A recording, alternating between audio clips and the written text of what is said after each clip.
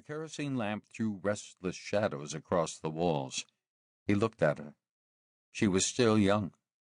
Even though her face was pale and sunken, she was beautiful. The last thing to leave my wife will be her beauty, he thought, as tears came to his eyes. He touched her forehead.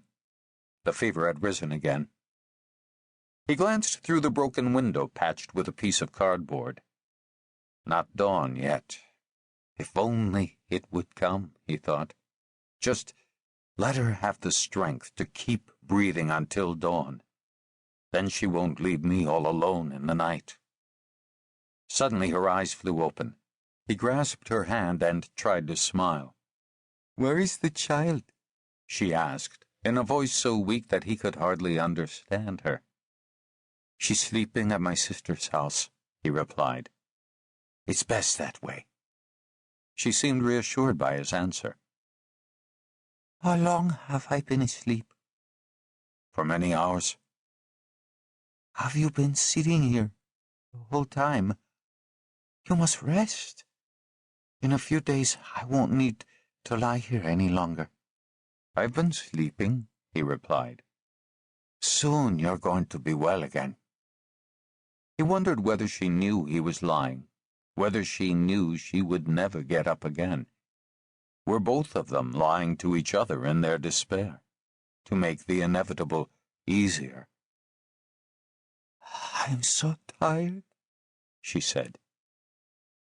"You must sleep, so you'll get well," he answered, turning his head at the same time so she wouldn't see his face. Soon the first light of dawn seeped in. She had slipped into unconsciousness again. He was so tired that he could no longer control his thoughts.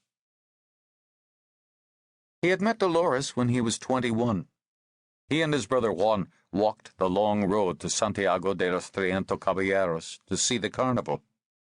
Juan, who was older, had visited the city once before, but it was Pedro's first time. It took them 3 days to get there. Once in a while they got a ride for a few kilometers with an ox and cart, but they walked most of the way. At last they reached their destination. It was a February day, and the carnival was in full swing. Astonished, Pedro had stared at the garish costumes and the terrifying masks of devils and animals. The whole city was dancing to the beat of thousands of drums and guitars. Juan piloted him through the streets and alleys. At night they slept on benches in Parque Duarte. Pedro was afraid that Juan would disappear into the swirling crowds. He felt like a child frightened of losing his parents. But he didn't let on. He didn't want Juan to laugh at him. On their last evening, Juan did suddenly vanish among the costumed, dancing people. They hadn't agreed on a place to meet if they were separated. Pedro searched for Juan all night. At daybreak, he stopped by the fountain in the Plaza de Cultura. A girl about his own age sat down beside him. She was the most beautiful girl he had ever seen.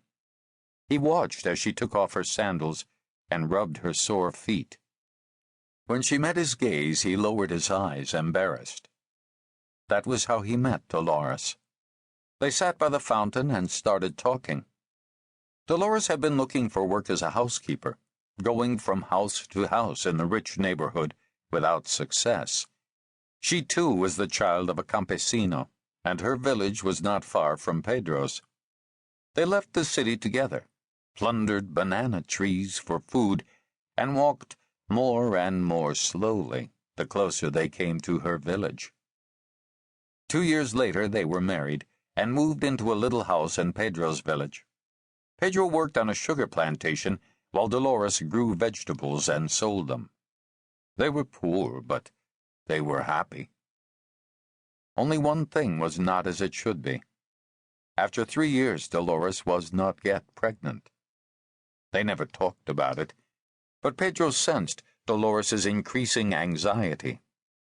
Without telling him, she had visited some curiositas on the Haitian border to seek help.